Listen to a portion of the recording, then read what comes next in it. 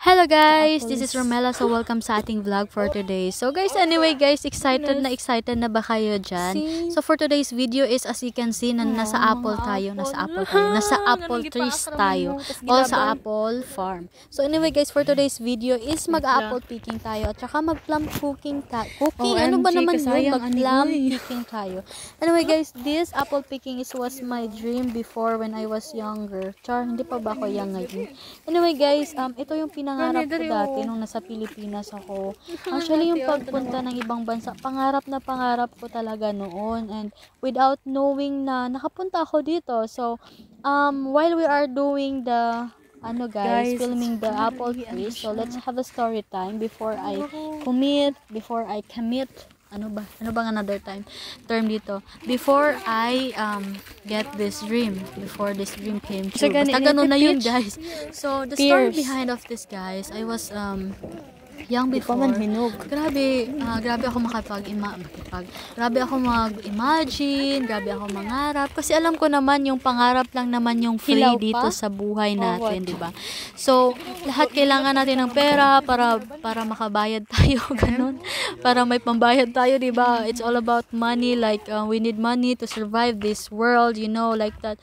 Pero alam niyo yun guys, yung happy ako na mag-imagine tuwing, alam mo yung favorite talaga is favorite ko sa Pilipinas pag once na umulan talaga guys. Yan yung pinaka-favorite ko talaga. Pag umulan kasi guys, marami akong mai-imagine ganun. Tapos nag-imagine ako dati na nasa ibang bansa daw ako, tapos nagaganito, tawag nito, nag-travel, tapos anong tawag nun, nag-apple picking, ganun. It was just my dream, and I didn't, expected na, mangyayari pala siya sa totoong buhay. And ito na guys, free pa yung kain ko dito sa loob ng apple farm, ganun. And okay lang kumain, free tasting, ganun, okay lang. So like, oh my gosh, hindi pala masamang mangarap, diba?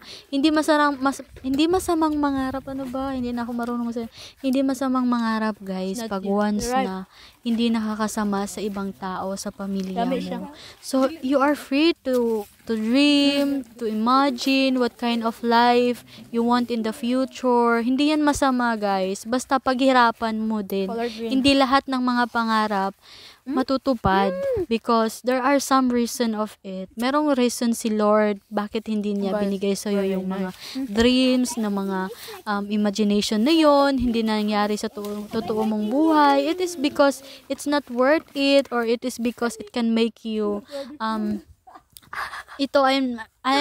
makapasama ito sa iyo, ganun. And it was so amazing, na nangyari sa totoong buhay ko.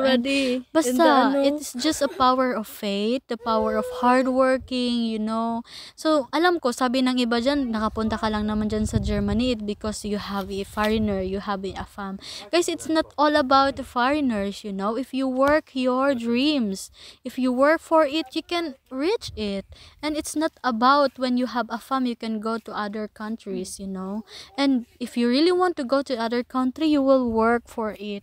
So, sa akin guys, it's just a bonus for me that God gives me a person that loves me, that accept of who I am.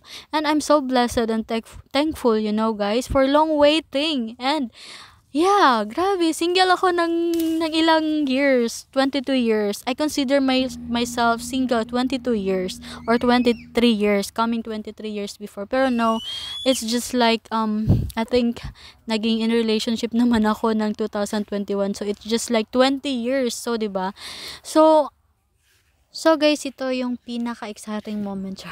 Exciting moment. Anyway guys, let's move on sa story time. Baka maboring na kayo sa story ko guys. So lami bitaw kayo ng mga apple diri guys. There's also two types of apple that I seen in this farm. Meron siyang pink masyado and merong green lang. Pero yung green guys, masarap siya. Pero hindi ganong katamis, ganun. Hindi like sa pink na ganyan or red ba? Ano ba yan? Red or pink? Basta ganun na yun. So ito yung ito guys, marami talaga yung bunga ng apple na to guys. Ayan. And To tell you honestly guys, hindi mataas yung mga apple na to. It is because they do markot. Markot ba yung tawag nun guys? Hindi ko alam yung another term. Parang pinutulan siya guys, para hindi siya tataas masyado. So, ganyan lang siya kahaba, diba? Ganyan siya kataas. Hindi siya masyadong mataas talaga. So, ayan. So, pasensya niya, ganito yung video dito guys, kasi nga, hindi landscape yung pag-video ko. Anyway, basta, at least you can see that this apple was very interesting and very nice. So, sa mga, guys, sa mga viewers ko dyan, shout out po sa inyong lahat. And I was so thankful kasi nandyan kayo, nanonood sa mga vlogs ko. Thank you so much guys. And more vlogs to come. So, pagbabalik na tayo sa Pilipinas, ewan ko ano pa yung mga vlogs ko. So, yung life ko siguro sa Philippines. I just hope that makes you interesting what kind of life do I have again in the Philippines.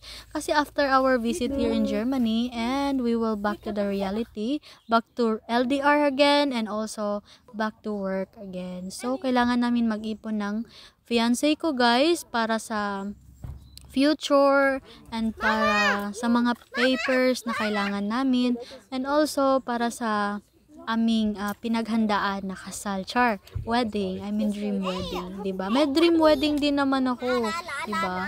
So, kasi yung wedding guys, isang beses lang yan dumaan sa buhay. So, gusto ko naman na maging memorable. I mean, it's okay to have a simple wedding, pero gusto ko yung medyo hindi talaga makalimutan. Pilingon. Anyway guys, I need to go back to Philippines and work again as I did before I go here. So yeah, and then I need to save for the dream wedding. Hindi lahat si jowa yung magagasto guys. Anyway, thank you so much for watching guys, and if you like this video, you can share it to other people that you want to watch it, and don't forget to like, subscribe, and thank you so much guys. See you on the next vlog. Hopefully you enjoy watching. Bye bye.